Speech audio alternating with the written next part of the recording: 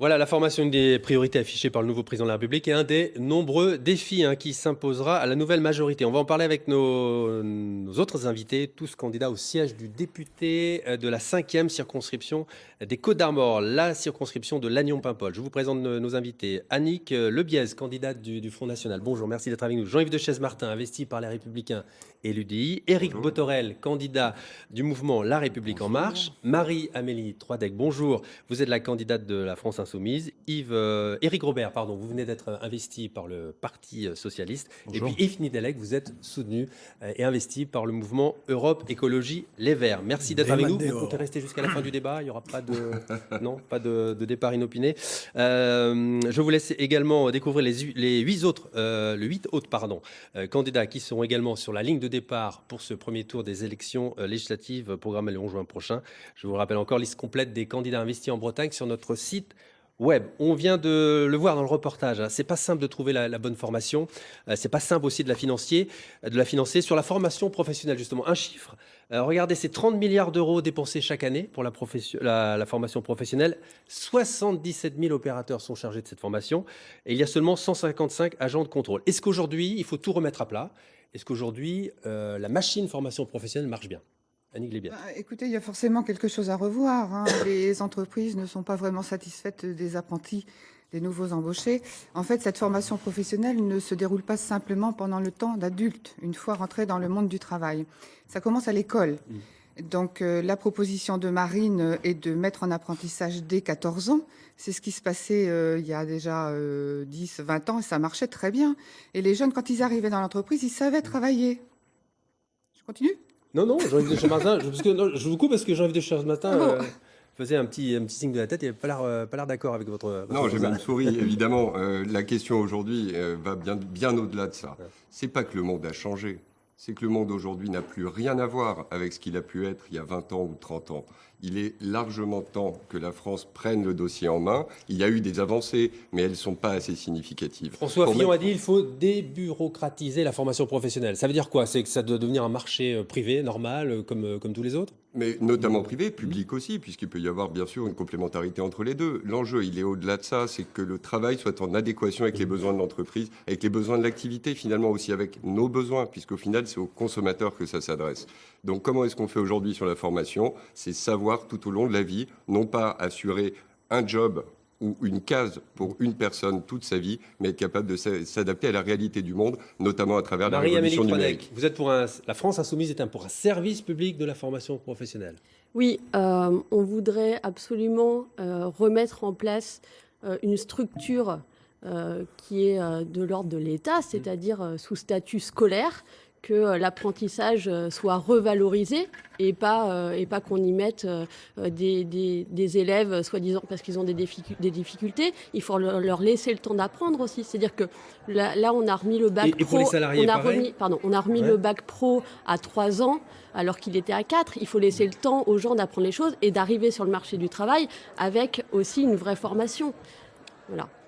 Éric Robert, je crois que dans le programme du Parti socialiste, il y a responsabiliser les universités et les écoles justement dans cet enjeu de la formation. Dans ce domaine, oui, mais enfin, moi, pour ce qui est de la formation, je la mets aussi, et je pense que c'est étroitement lié à l'éducation. Pour moi, les deux vont de pair. Et dans la formation, c'est aussi un petit peu un fait nouveau par rapport à, je parle de la génération qui est la mienne, et je peux en parler en connaissance de cause parce que j'ai passé plusieurs années dans un lycée professionnel. Le monde change, le numérique a créé beaucoup de besoins depuis les années 95, là, et on s'aperçoit qu'il y a un besoin permanent aussi de formation, y compris pour les gens qui travaillent. Et ça, c'est une donnée un peu nouvelle qu'il faut prendre en considération. Le PS veut un congé annuel de formation, c'est ça? Tout à fait. Donc ça, c'est des choses nouvelles qu'il faut prendre en considération. Et puis aussi avoir à l'esprit que les structures, je rejoins ce qui a été dit tout à l'heure, il ne faut pas tout réinventer. C'est-à-dire qu'il y a des structures qui existent sur le Trégor Gouello. On a aujourd'hui des organismes de formation qui existent, qui est important. Elles maintenant, sont toutes c'est de savoir. compétentes. Je pense que la compétence est là. Ce qui est important, c'est de redonner l'envie et puis surtout s'assurer que le financement sera là. Et je crois que la principale des difficultés demain, en tout cas moi j'ai une interrogation très forte. On sait que ces structures-là peuvent fonctionner si elles ont de l'argent, si la contribution des entreprises, parce que je sais que c'est une discussion aujourd'hui qui a lieu pour savoir comment on réorganise ça. Moi je souhaite que la formation, que la contribution des entreprises soit versée directement à ces organismes de formation et qu'elles ne partent pas ailleurs. Tout comme les enseignants. Les enseignants aussi, c'est important. Votre avis sur la formation professionnelle, il faut tout remettre à plat? Non, je pense qu'il faut déjà ne pas vouloir dissocier formation, travail, réalisation de soi. La vraie révolution, parce que dans votre titre, il y avait le mot révolution. Je pense que la vraie révolution, c'est que les fonds de formation aillent à ceux qui en ont besoin et non pas à des organismes qui, au passage, peuvent fonctionner sur cet argent. Et je rejoins un petit peu l'esprit, non pas forcément la proposition de Marie-Amélie, qui souligne que l'argent doit être géré sur des fonds publics. Ça ne peut pas être géré dans des branches et dans des choses de ce type. Je rebondis sur ce que vous venez de dire. Regardez aujourd'hui quelques dysfonctionnements sur la formation professionnelle. Pardon. À qui profite-t-elle? Est-ce que à ceux qui en ont vraiment besoin? Regardez, la formation bénéficie à 43% à des salariés en poste, à 25% à des jeunes et à seulement 13% à des chômeurs. Exactement. Est-ce qu'il faut changer? Est-ce qu'il vaut mieux cibler aujourd'hui la formation professionnelle? Il faut probablement revoir les dispositifs qui existent aujourd'hui parce que personne ne peut se satisfaire des résultats que ça produit. Donc la formation, il faut réinterroger à la fois la méthode et la manière dont c'est aujourd'hui orchestré. C'est le cœur du projet porté par Emmanuel Macron, 15 milliards consacrés à ce volet de la formation. La possibilité, bien évidemment, est plutôt la réorientation d'une partie des fonds vers un compte personnel. Il y a un enjeu sur cette formation qui est, certains l'ont rappelé, qu'aujourd'hui, un parcours professionnel leader, ça n'existe plus. Et quel que soit le moment de sa vie, on est à un moment donné réinterrogé pour diverses circonstances, parce Par que exemple, l'économie a le compte changé. personnel de formation aujourd'hui, il faut l'améliorer, il faut le supprimer, il faut passer à un autre dispositif, un autre système? Non, bien sûr, il faut pouvoir le personnaliser pour que la personne, enfin, on est bien en train de traiter, quand on parle de formation, de situations qui sont des situations individuelles. Il faut en même temps des dispositifs globaux, et c'est aujourd'hui l'orientation du projet que je défends. Mais là, vous avez raison. Plus on personnalise, plus on est intelligent. Bien sûr. La situation d'un élu local, moi j'ai maintenant 10 ans d'expérience comme maire de Paimpol, ça m'a permis de me rendre compte comment est-ce que des situations personnelles pouvaient tomber dans une impasse parce qu'on doit être dans une case. Donc chaque Le compte salarié personnel, doit pouvoir choisir lui-même son organisme de formation? choisir Son parcours l'organisme de de formation, être accompagné, être dans des accords de branche. Le fantasme du service public, c'est un peu comme l'idée d'avoir un CDI, on va y venir tout à l'heure, le CDI qu'on va garder toute sa vie comme s'il fallait être dans une ligne et ne pas avoir le droit d'en sortir. Heureusement, la richesse du deal est plus large que ça. Et juste pour finir sur le compte personnel, il permet aussi d'avoir une valorisation de l'engagement citoyen. Je pense que c'est important parce qu'on parle de l'emploi privé, il y a aussi l'emploi public et on est les premiers employeurs, les collectivités locales dans nos territoires. Alors moi, je pense que la formation professionnelle doit s'appliquer à tout le monde, mais n'est pas possible dans toutes les entreprises. Les grandes entreprises n'ont pas de problème pour envoyer leurs employés en formation professionnelle. Ils ont du monde. Une petite entreprise qui a un seul employé, si l'employé part en formation professionnelle 3 jours, le patron, il ferme 3 jours. Donc, si l'employé ne peut pas aller en formation professionnelle, c'est la formation professionnelle qui viendra à lui, au plus proche de l'entreprise. Et après, Deux points supplémentaires, parce qu'ils ont aussi été abordés tout à l'heure. Sur les organismes de formation, dans le projet qui est le nôtre, il est question aussi de rendre visible chaque année les débouchés que cela permet, les performances, etc. On l'a bien vu, il y a parfois des filières de formation qui ne permettent pas la réintégration dans le monde du travail. Donc c'est important de rendre des comptes sur la manière dont on a formé celles et ceux qui viennent en centre de formation. Et enfin, un autre point, on a parlé des apprentis tout à l'heure. Rappelons que dans le projet d'Emmanuel Macron, la volonté, c'est de faire un Erasmus des apprentis aussi. Ça me paraît fondamental. Je crois qu'il faut quand même rappeler quelque chose. Type de contrat. Le congé personnel d'activité aujourd'hui, pas de formation, c'est 120 heures. N'importe quelle formation qualifiante sur une formation tout au long de la vie, ça représente 800 000 heures de formation. 120 heures, c'est du ridicule. Il faut avoir une réflexion qui aille sur le long de la vie. Tout au long de la vie, la personne doit pouvoir réadapter ses besoins, les besoins de l'activité pour une entreprise, les besoins d'activité pour la société. Si on réfléchit au coup par coup sur des petits formats de formation, on ne répond pas aux besoins. Alors, on sait qu'aujourd'hui, les jeunes qui rentrent aujourd'hui sur le marché du travail connaîtront plusieurs vies professionnelles, plusieurs entreprises. Marie-Amélie Troidec, est-ce qu'il faut d'ores et déjà, on va voir un chiffre là justement, aujourd'hui, regardez les contrats qui sont proposés en Bretagne. Seulement 47% d'entre eux, j'ai envie de dire, sont en CDI. Tout le reste, ce sont des CDD, c'est de l'intérim ou de l'alternance. Est-ce qu'il faut d'ores et déjà aujourd'hui entériner la fin du CDI comme modèle de contrat en France ? Évidemment que non. Je me positionne sur une volonté de mettre les choses sur le long terme. Il faut qu'on pense à nos travailleurs qui ont envie de s'investir. Ne serait-ce que de prendre une location, il faut des garanties. Acheter un petit appartement, il faudra des garanties. Construire une famille, comment le faire si on est précaire, tout le temps précaire? Donc évidemment que le CDI doit être une norme. On est sur du précariat aujourd'hui qui ne mène nulle part, qui ne mène pas la consommation, qui ne mène pas les familles et les travailleurs vers un espoir, vers l'avenir. On a des chômeurs en nombre. Je pense sincèrement qu'il suffit de regarder l'Allemagne aujourd'hui et le FMI a sorti le 15 mai un rapport qui explique qu'il n'y a jamais eu un taux de chômage aussi bas en Allemagne, mais avec autant de pauvres. Alors, Éric Robert, est-ce qu'il faut copier l'Allemagne, par exemple, des contrats courts? Voilà, on a posé la question à nos internautes, justement, et pour votre réponse, on va mettre leur réponse.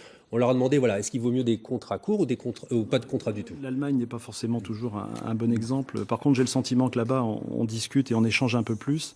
Et la concertation, en tout cas, va plutôt dans le bon sens. Dans ce que je voulais revenir, moi, par rapport au CDI, c'est que je ne pense pas, moi, qu'en supprimant le CDI, bien évidemment, on va réduire le chômage. Je vais vous donner juste quelques chiffres que j'ai en mémoire, là, par rapport à l'INSEE, qui me revient. En 2014, je sais que sur le nombre des gens qui étaient salariés, il y avait 88% des gens qui étaient en CDI.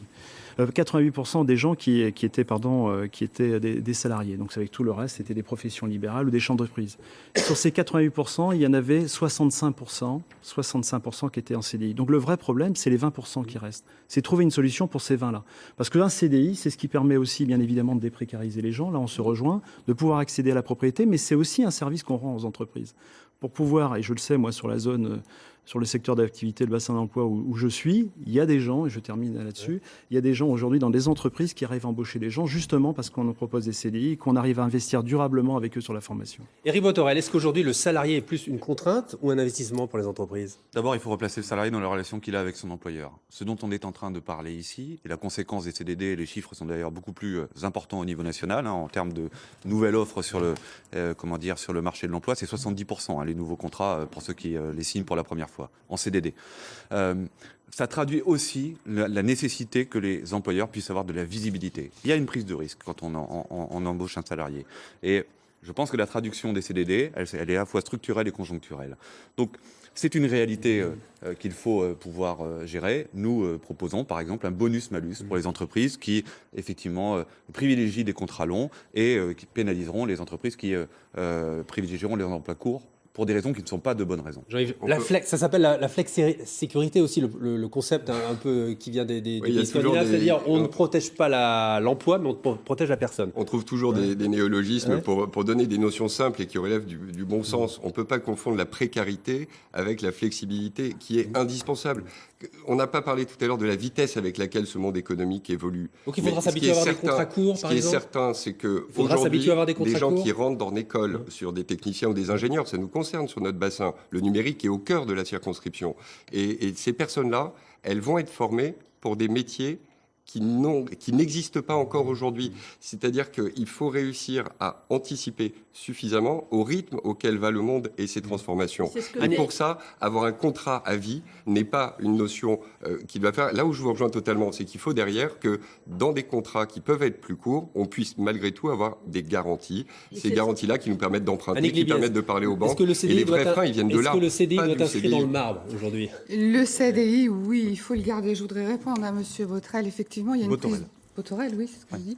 Il y a une prise de risque au début pour l'employeur, mais quand même, quand un CDD est renouvelable 2 fois, c'est-à-dire qu'à chaque fois 36 mois, ça fait au total 9 ans, je ne vois pas comment un patron au bout de 9 ans ne connaît pas son employé. Même un seul CDD suffirait. Ensuite, il passe en CDI.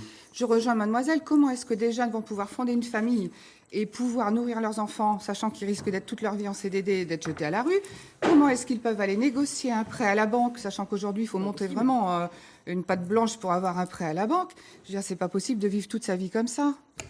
Le CDI, c'est pas forcément la question prioritaire. Passer sur plus de flexibilité, pourquoi pas, mais dans quel but et avec quel sens? On voit ce qui se passe au Danemark, flexibilité et sécurité. Sécurité importante sur le salarié. Ils ont baissé de moitié leur chômage en 10 ans. Ça a du sens. Là, il y a du sens. Donc vous êtes d'accord avec le concept que défend Emmanuel Macron? Pas forcément avec le concept défendu par Emmanuel Macron. Mais si l'on parle de flexibilité dans le travail, Il faut avant tout s'intéresser à la sécurité du salarié. Mais Nédélec a avant raison, tout. il parle pas pour le coup d'Emmanuel Macron, puisqu'on n'est quand même pas là pour ça, on est là pour parler du Trégor Goëlo, et en l'occurrence, on s'adapte aux besoins de l'entreprise et à la réalité du marché. Je voudrais Donc, quand même... Éric Robert, et Marie-Amélie Troidec et Éric Oui. Robert après. Je voudrais quand même rappeler qu'on a une entreprise à Lannion qui s'appelle Cilia, qui joue avec la flexibilité quand elle en a besoin, puisqu'elle fait des panneaux photovoltaïques, et qu'aujourd'hui, elle a 40 salariés à temps plein en CDI, et elle joue avec l'intérim, et elle forme ses intérimaires, ils reviennent. Et ça, je n'y vois aucun inconvénient. Il y a des intérimaires qui aimeraient certainement être en CDI dans cette entreprise très bientôt, sauf qu'ils sont en redressement judiciaire. Ils ont un carnet de commandes plein, ils sont en redressement judiciaire parce qu'il y a des lobbies derrière, et il y a des vrais soucis à ce niveau-là, parce que c'est une entreprise qui doit perdurer, Éric Robert. qui est dans le développement durable en plus. Juste pour dire que la tentation est grande, bien évidemment, d'attaquer le CDI et puis de rendre ça, je dirais, de manière un peu plus souple. Moi, personnellement, je pense que vouloir glisser dans la précarité en voulant stigmatiser le CDI, c'est pas une bonne chose. Il faut apporter de la souplesse. Ce qu'il faut quand même se rappeler aujourd'hui, c'est que tout ça, ça peut fonctionner si la croissance est là. C'est le carnet de commandes aujourd'hui qui commande tout ça. Je veux dire, la plupart des chefs d'entreprise, moi, que je rencontre, ne demandent pas mieux que de CDIser leurs salariés. Pour une raison très simple, c'est que apporter un CDI à son salarié, c'est une façon aussi comme une autre de le sédentariser chez eux. Ils le garderont chez eux s'il leur apporte une certaine lisibilité dans le temps. Donc beaucoup de chefs d'entreprise aujourd'hui sont en train de former des salariés, les embauchent en CDI, misent énormément sur la formation et les gardent. On a aussi dans les métiers de bouche, et c'est pareil dans d'autres métiers où on retrouve ce genre de comportement. C'est pour ça qu'il n'est pas question de jeter l'opprobre sur le CDI, qui sont nécessaires, mais simplement, ce n'est pas une solution exclusive. On va parler du Code du travail. Ça va être sur le devant de l'actualité cette semaine, puisqu'apparemment, il y a des discussions qui vont être entamées entre le gouvernement et les syndicats. Madame Libiette, est-ce que le Code du travail, c'est le filet de protection nécessaire? On n'y touche pas. C'est quelque chose qui est complètement sanctuarisé en France. Le Code du travail qui nous est annoncé aujourd'hui, dans un mois, aura changé. Le gouvernement aura changé, les gros poids lourds du PS vont arriver. Donc de toute façon, on parle dans le vide là aujourd'hui. Donc évidemment, le Code du travail tel qu'il est proposé aujourd'hui, non, ça ne peut pas coller, c'est tout. On va attendre de voir ce qu'il nous propose après, et puis on réagira après. La loi El Khomri, il faut... Mais ce n'est pas la loi El Khomri, elle s'appelle El Khomri, elle a été faite par M. Macron. Il a envoyé Mme El Khomri au charbon, donc c'est elle qui en a pris plein la tête. Mais cette loi, non. Alors, est-ce que le Code du travail aujourd'hui est une bonne protection ou est-ce que c'est un boulet pour l'économie aujourd'hui, pour les entreprises? Elle est bonne pour les patrons, elle n'est pas bonne pour les salariés, pour les employés. Ils n'ont aucune garantie, ils n'ont aucune sécurité. Je veux dire, ça dépend de quel côté on se place. Oui, mais il y a deux catégories d'élus. Il y a ceux qui attendent et il y a ceux qui agissent. Vous avez Ben, dit que on vous attend, attendiez, on donc parle- c'est très mais bien on ainsi. parle Continuez pour rien. d'attendre. Attendez de voir ce que vous nous proposez, les gros poids lourds Continuez du d'attendre. PS qui vont arriver. Ce gouvernement, il est transitoire pour pas faire peur aux électeurs. Alors Ah, justement, et la loi aura changé les après. propositions Macron, est-ce qu'il y aura un plancher, un plafond pour notamment, par exemple, les indemnités prud'homales quand un salarié est licencié? Est-ce qu'il faut toucher à ça? Ça fait partie des éléments dont je rappelais tout à l'heure. Moi, quand je discute avec les chefs d'entreprise et les petites entreprises du Trégor Goëlo, ce qu'ils nous disent, c'est quoi?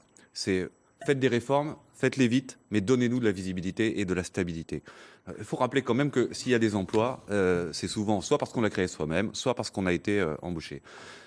Typiquement, les indemnités prud'homales, elles participent du fait qu'on a une visibilité sur le risque que l'on prend. Et c'est pour l'employeur une possibilité de pouvoir conforter la volonté qu'il a d'employer des collaborateurs en contrepartie de la production qu'il a à assumer. Martin. Ça fait 15 ans C'est que du je me bon bats sens. pour que les lignes bougent. Et là, qu'est-ce qu'on voit? Finalement, que des camps essaient de se recréer. On peut essayer de reproduire chez nous, dans la 5e circonscription, les conditions du fait de savoir répondre aux besoins de la population et des entreprises. Le Code du travail, aujourd'hui, il est totalement illisible. L'accumulation des couches qui a pu se faire au fil des ans, 1910, des hein. couches et qu'on enlève après. Donc l'idée d'arriver demain à l'Assemblée pour supprimer ce qui a été fait par les prédécesseurs, c'est pour ça que la France... Alors c'est bien pour nous culturellement, parce qu'on a un petit côté danse bretonne, on fait 3 pas en avant, 2 pas en arrière, mais finalement ça avance pas très vite. On n'est pas au rythme de la réalité économique. Il est temps qu'on se mette au rythme du numérique, au rythme de l'Agnon, au rythme de la 5e Marie-Amélie circonscription. Troidec, sur le Code du travail, il faut bouger les lignes. Moi, je pense sincèrement que, en fait, il y a deux choses. C'est que le Code du travail, il est fait autant pour les entreprises que pour les salariés. Et dire qu'il faut attendre, je ne suis pas d'accord. Je pense qu'on sera dans l'action, nous, la France Insoumise, et dès les législatives, parce que les votes par ordonnance pour pouvoir amoindrir encore les droits des travailleurs, parce que je suis désolée, la loi El Khomri, on est d'accord que c'est ça. Donc c'est la loi El Khomri, c'est le PS, c'est ce qui arrive au gouvernement aujourd'hui avec la volonté de gouverner par ordonnance. Moi, je suis désolée, il faudra un pouvoir d'opposition fort. La France Insoumise sera là pour ça, parce que on défend les travailleurs. Vous avez une lecture de la loi El Khomri. Et Éric Robert, la loi El Khomri, il faut aller plus loin ou il faut là c'est le maximum? Je veux juste revenir sur le code du travail. Le code du Mais travail. bien sûr qu'on On laisse aura du parler travail, Robert, et on s'il vous sera plaît, là. laisse parler Le code du Robert. travail, il est là quand même pour faciliter l'accès à l'emploi. Il ne faut quand même pas l'oublier, aussi bien du côté de l'employeur que du côté du salarié. Ça, c'est une Je première viens de chose. On est tous d'accord pour dire qu'aujourd'hui, il est très difficile de le lire, 3700 pages quand même. Donc c'est Il y pas a des rien. codes beaucoup plus gros que ça. Excusez-moi, avec une supervision. Je comprends, mais avec Ah, des oui. couches, C'est des parce que couches, c'est des pire couches, ça ailleurs. devient, Non, mais on a ça devient, 3800 pages ça devient, pour, voilà, ça devient c'est pas non complètement, plus, la catastrophe, faut arrêter. ça devient complètement illisible. Illisible. Aujourd'hui, les seuls qui savent lire ce genre de choses sont les grandes entreprises. Moi, je voudrais parler des petites entreprises aujourd'hui qui sont à la peine et en difficulté pour regarder, et je vous parle pas des salariés. Une autre chose aussi que je veux dire, parce que la tentation est grande, vous avez parlé de l'ordonnance et c'est vrai, la tentation est grande d'aller vite et sans la concertation. Moi je rappelle, en tout cas moi c'est mon souhait, je me battrai dans ce sens, je pense que pour que les choses avancent bien dans ce pays, non seulement il faut de la concertation, donc je suis pour que les organisations à la fois patronales, et que les organisations patronales et bien évidemment syndicales et que le monde économique soit représenté. Mais je suis aussi, je dirais, très attentif et je pense que c'est un message que je passe. Il va falloir aussi s'écouter et s'entendre, se mettre d'accord. On est dans un pays aujourd'hui où on n'arrive pas à s'entendre. Il faut absolument que les deux camps s'écoutent et qu'on arrive à faire passer tout ça. Je crois que le code du travail, le boulet, c'est pas ça. Le CDI, le code du travail, c'est une structure. Alors certes perfectible. On peut entendre ici et là qu'il y a des choses qui peuvent être remises à plat, il y a peut-être des redites, il y a des choses qui ne sont pas utiles, qui se deviennent Et incompréhensibles. quand des chefs etc. d'entreprise disent, voilà, Mais par exemple, sur globalement- le compte pénibilité, c'est une usine à gaz, on ne comprend rien. Ce code du travail ne sert à personne finalement. Les salariés ne peuvent pas le lire, les chefs d'entreprise mais est-ce n'arrivent qu'on pas à se le rend lire. compte à quel Non, point mais justement je c'est la voudrais simplement paperasse. pouvoir finir.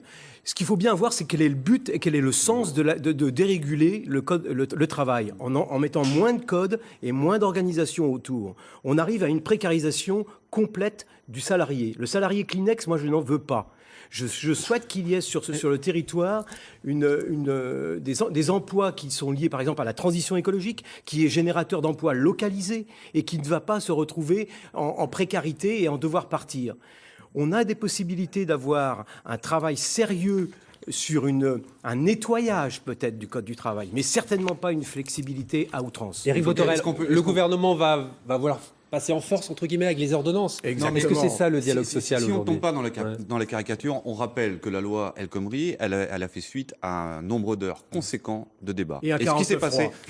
passé ensuite, 6h43. c'est ce qui peut se produire dans les 5 ans, pour les 5 ans qui viennent, et c'est tout l'enjeu des élections législatives, c'est est-ce qu'on veut un président empêché? Est-ce qu'on veut des postures qui se remettent au sein de l'Assemblée nationale, de gens qui sont prêts à discuter et qui, à la finale, reprennent des positions qui sont des positions dogmatiques? Alors là-dessus, Donc, M. Bothorel, si vous permettez- Non, vous avez un Voilà. peu d'avance, Éric pardon. Robert. Désolé, Jean-Yves de Effectivement, Chesmartin. s'il faut sortir aujourd'hui de ces caricatures-là, je serais quand même Les le premier à ordonnances, il faut dire. passer par les ordonnances, il faut aller vite. Est-ce qu'il faut aller vite? Il faut aller vite, le monde va vite, il faut que la France apprenne à aller vite aussi, y compris Alors, dans son dialogue. Vous voulez être Et un dans une député qui ne logique- travaille pas parce être que dans les une logique ordonnances, de c'est ça. réforme. C'est-à-dire qu'un Non seulement on député veut travailler, mais en plus travaille pas. porter les idées de notre territoire. Et cet équilibre-là, désolée. il faut le construire. On a une chance unique aujourd'hui. Et j'allais dire même plus qu'unique. On est au pied du mur. Il faut qu'on sache répondre à cette évolution du monde, à sa rapidité, à sa vitesse. Pour ça, il faut donner les moyens à l'Assemblée de construire cet équilibre et que le dialogue s'y passe, parce que ce qui est bien discuté dans l'Assemblée ne se retrouve pas dans la rue. Annick Libiès, pour Une terminer. ordonnance Moi, je voudrais dérégulation. simplement dire que s'il y a justement des ordonnances, c'est parce qu'il n'agit pas dans l'intérêt des Français, sinon tout le monde serait derrière lui. Bien sûr. Quand on propose plus de salaire minimum, on savait que quand les pays de l'Est rentraient dans l'Europe, on ne pourrait pas s'aligner sur leur SMIC. Donc c'est à nous de nous aligner sur le leur, 350 € de l'heure. Quand on propose la retraite à 67 ans, ça ne peut pas coller non plus. Qu'il agisse dans l'intérêt des Français, on sera tous derrière lui. Et hein. Emmanuel Macron n'est pas président Et on par un termine coup d'État, là-dessus. hein. Il est Enfin, pas c'est président votre par un coup On va d'État. terminer président. là-dessus. On va C'est juste- votre président, c'est Voilà. pas le mien. On va Moi, essayer je de ne parler le d'un reconnais dernier- pas comme rappeler les président, chiffres. C'est hein. notre président à tous, C'est votre Madame président. Lopez, il va C'est falloir le président vous de la habituer, ce France. sera le cas pour les C'est 5 ans. le- Merci, on va essayer de parler d'un dernier dossier rapidement, très rapidement, un dernier dossier qui Président. concerne votre circonscription, c'est le fameux projet d'extraction de sable en baie de Lannion. Signé par M. Macron. Voilà, Signé par exactement. Voilà, il il est encore entre parenthèses, puisque chaque année, c'est une autorisation préfectorale qui décide ou non la relance de ce projet d'extraction. Voilà, il nous reste 2 minutes Et 39 rapidement. vous venez de le dire, c'est l'exemple de ce qu'il ne faut pas faire. Alors, c'est l'État qui prend une décision qui s'impose ça au ne doit territoire. pas être une décision Donner politique. le pouvoir aux élus locaux sera la meilleure façon de se préserver de projets qui peuvent aller l'extraction contre de l'intérêt sable. d'un Cette territoire. Rapidement, très extraction rapidement. c'est fait par décret de M. Macron en 2015, donc il n'y a aucune chance qu'il revienne sur son décret. Et quand il est allé à Quimper, on lui a même rappelé, il a complètement oublié, il a été pris d'une perte de mémoire subite. Éric Il ne savait Botorel. plus qu'il l'a signé. Si on est plus précis, il y a 2 moteurs pour pouvoir faire l'extraction. Vous avez effectivement un décret et vous avez un arrêté préfectoral derrière. Donc Donc c'est une décision politique qui va devoir arbitrer, trancher définitivement. Bah, c'est fait, c'est lui qui a signé le décret, il va pas revenir dessus. non, il faut encore un arrêté préfectoral. Le sujet est toujours d'actualité. S'il s'agit d'exprimer ici sa position, j'aurai la même que celle qui m'a précédé et qu'il a défendue avec ardeur. Le vrai problème, là, c'est le code minier. On parle de l'extraction de sable en baie de Lannion. Il y a l'extraction minière en centre-Bretagne. On est sur des absurdités où on privilégie la finance et l'organisation financière et commerciale au bien-être local de l'individu et du territoire. Là, je rejoins ce que dit M. Chesmartin. Il y a un moment donné, il faudrait peut-être s'appuyer sur ce que les gens disent en local. L'ensemble des gens dans la circonscription sont contre cette chose-là. Ne pas écouter, c'est faire de la Oui, la voix des surdité. Français, la voix des Français Moi, n'a je- pas de poids par rapport à la grande finance. Laissez parler Éric Robert, s'il vous plaît. Il nous Moi, reste personnellement, une minute. Ouais, mais c'est personnellement, là. c'est clair que je suis contre moi cette attraction de ça. Par contre, je suis pas. Il faut aussi comprendre qu'il y a un monde agricole derrière, qui a aussi des besoins, des attentes, et on peut imaginer aussi qu'on puisse aller chercher ça ailleurs. Moi, je m'inscris totalement contre ce projet effectivement d'extraction de sable dans la baie de Lannion. Je suis en phase avec ce qui a été décidé aussi bien sur le PCI de Lannion que de Morlaix, puisque unanimement les choses ont été dites comme ça, et c'est quand même 16 000 personnes qui se sont associées. Marie-Hélène Drolet, il vous ça. reste 40 secondes. Alors, il va falloir. Est-ce qu'on demande à ce qu'il y ait une pression populaire tous les ans pour que la préfecture ne renouvelle pas cet arrêté? C'est quand même un souci. Il va peut-être falloir reparler en effet du code minier, refonder ce code, penser écologie, environnement, travailler avec les acteurs locaux. Et on parlait de l'emploi, je vais quand même le dire. Ça ne crée 0 emploi sur le bassin, cette extraction de sable, et même Ça en les détruit. pêcheurs vont certainement avoir vraiment mal parce que l'écosystème va mal, parce que la pêche ira mal, et franchement c'est contre l'extraction de sable et c'est pour le peuple des dunes. Et donc, Et l'association aux élus C'est surtout locaux, pas là qu'il faut y puisque aller. c'est à cette échelle-là que ça doit se Sur une note décider. positive, on a des symboles sur la circonscription de dossiers qui touchent à l'environnement, qui sont des parfaites réussites. Elles ont fait la mobilisation de consensus et de dialogue en amont. Celui-ci est le triste exemple Merci. de ce qu'il ne faut pas faire et qui, effectivement, a rompu Merci les- à tous d'avoir répondu à notre invitation. Bon retour dans les Côtes d'Armor, ce très beau département. Bonne fin de campagne. Merci à tous d'avoir participé à cette émission. Dimanche en politique revient la semaine prochaine. On parlera cette fois-ci de l'avenir du monde rural avec des candidats des circonscriptions de Lamballe, Loudéac et de Plouermel. Dans quelques instants, je vous retrouve sur notre compte Facebook France 3 avec notre politologue Thomas Frino. Et ce soir dans le JT pour le débrief de la semaine politique. Tout de suite, l'édition de la mi-journée avec Enfante Minte. Excellent dimanche à tous.